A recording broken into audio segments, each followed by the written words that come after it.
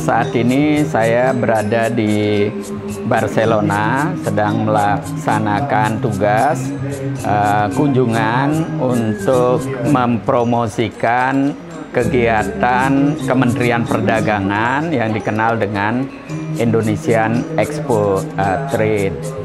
Nah, di sela-sela itu saya memanfaatkan waktu untuk mengunjungi komunitas Indonesia.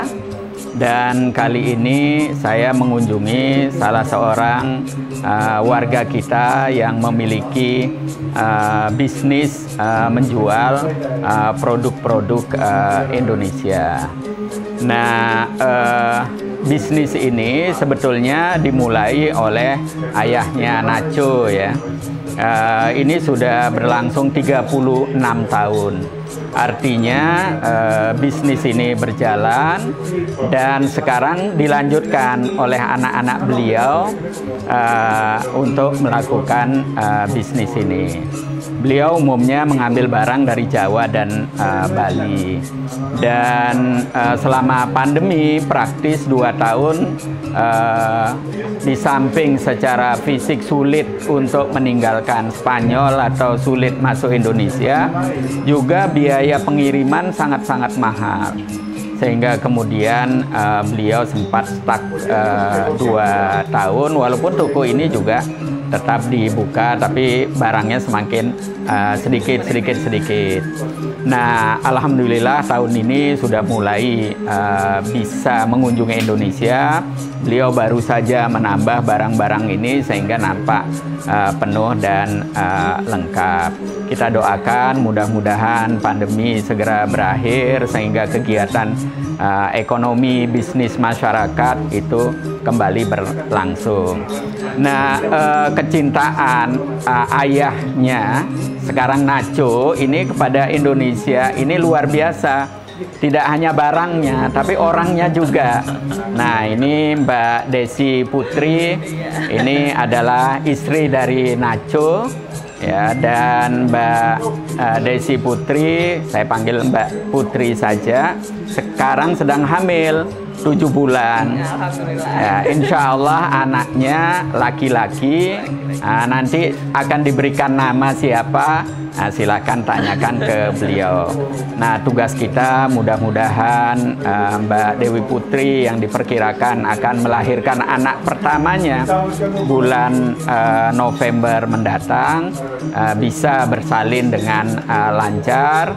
Baik bayinya lahir dengan sehat dan kuat, juga ibunya sehat dan kuat. Lebih dari itu yang harus kita doakan, mudah-mudahan pasangan ini juga bisa langgeng sehingga nanti diikuti oleh anak kedua, ketiga, keempat, dan kelima. Terima kasih.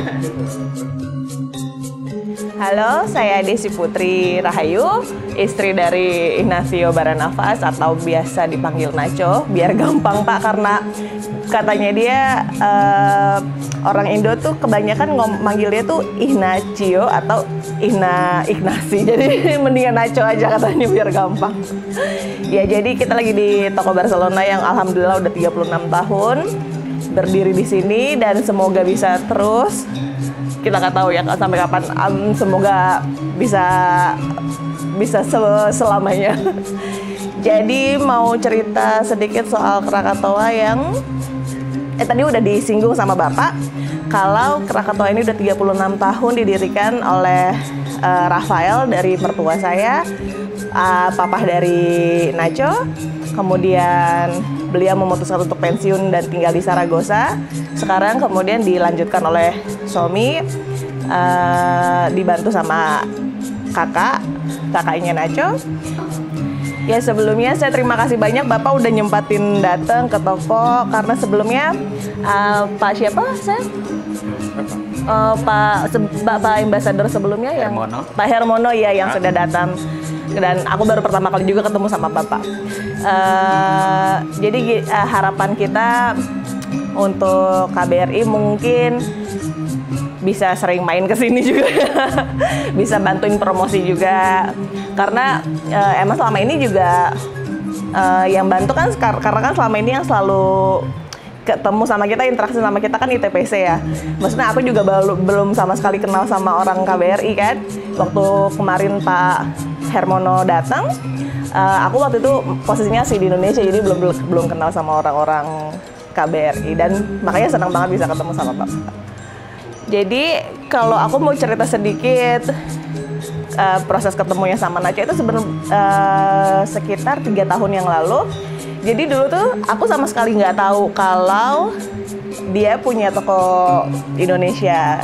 Jadi berkali-kali aku berusaha buat nolak Nacho. Jadi kita ketemu waktu itu di Bali. Ketemu di Bali sekitar 3 tahun yang lalu. Waktu itu aku kerja di hotel, di Mercure Hotel. Kita ketemu di tempat di coffee shop biasa belakang kosan aku waktu itu. Jadi dari pertama kali ketemu itu terus tukeran nomor handphone biasa, dan kayak maksudnya punya rasa khawatir sedikit kan, karena kayak ya bule gitu kan, takutnya gimana gitu. Dan akhirnya aku lihat anaknya baik banget, tulus gitu, sederhana, ganteng lagi. Iya, alhamdulillah. Dan dan ternyata dia cerita kalau dia punya toko ini, punya papahnya mendirikan toko ini gitu. Jadi selang beberapa bulan kemudian dia datang lagi ke Bali untuk kita aku bantu belanja di Bali. Sekitar 1 bulan kita belanja di Bali waktu itu, dan pulang ke Spanyol. Kemudian 2 bulan lagi di Januari 2020 Nacho datang lagi, ketemu orang tua, dan udah kita proses nikah langsung Pak. Jadi cepet banget waktunya sebenarnya. Jadi total kalau dihitung-hitung kita udah baru 3 tahun sama-sama. Dan sekarang alhamdulillah bulan November 2021 kemarin kita nikah di Zaragoza, dan 3 bulan kemudian dinyatakan hamil. Ya, dan sekarang lagi menunggu persalinan sampai bulan November. Mau dikasih nama siapa anaknya nanti? Nanti alhamdulillahnya kan ini alhamdulillah cowok anaknya. Insya Allah cowok ya, beneran cowok.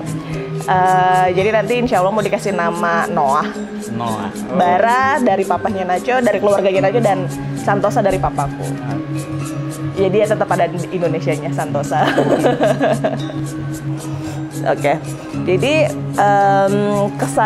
kesannya selama 3 tahun ini sama Nacho tuh kayaknya aku nggak tahu sebenarnya orang Spanyol kayak gimana. Cuman kalau untuk Nacho pribadi,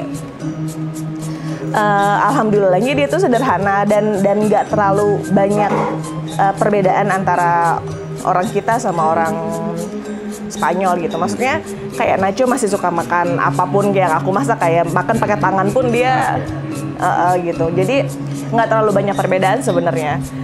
Mas Nacho ini tipe laki-laki Spanyol yang sangat keindonesiaan, sangat Jawanis atau sangat Balinis ya. Saya menangkapnya orangnya rendah hati, bersahaja, dan juga pemalu. Benar. Nah, tidak sedikit pemuda Spanyol seperti ini, dan kemudian dia menemukan buah hatinya di Indonesia. Karena karakter-karakter seperti itu bisa ditemukan banyak pada perempuan-perempuan Indonesia, baik yang lahir dan besar di Jawa, di Bali, atau di berbagai pelosok tanah air. Saya mendengar dari Mbak Putri kalau dimasain apa saja tidak pernah protes, dan dia juga menikmati masakan Indonesia, suka makan pakai tangan juga. Dan lebih dari itu, bagi kebanyakan orang Spanyol, orang Indonesia itu eksotik sekali ya. Kalau orang Spanyol lihat hidung mancung sudah biasa ya, tapi kalau hidung mungil, nah, itu katanya eksotik ya. Kalau lihat kulit bule ya, putih kemerahan, itu sudah biasa. Tapi kalau kulit gelap itu katanya menawan. Nah, ini hal-hal yang banyak hal ya yang dimiliki oleh orang Indonesia ternyata menjadi perhatian dan menjadi daya tarik ya. Karena itu memang apa yang diistilahkan cantik atau ganteng itu relatif ya, tergantung dari bagaimana kita melihatnya. Tapi lebih dari itu orang Indonesia dan Spanyol itu punya kelebihan ya. Kecantikan itu tidak hanya fisik, tapi pada akal budi, pada peribahasa, sopan santun. Dan saya kira ini kekayaan yang kita sama-sama miliki, harus kita rawat terus.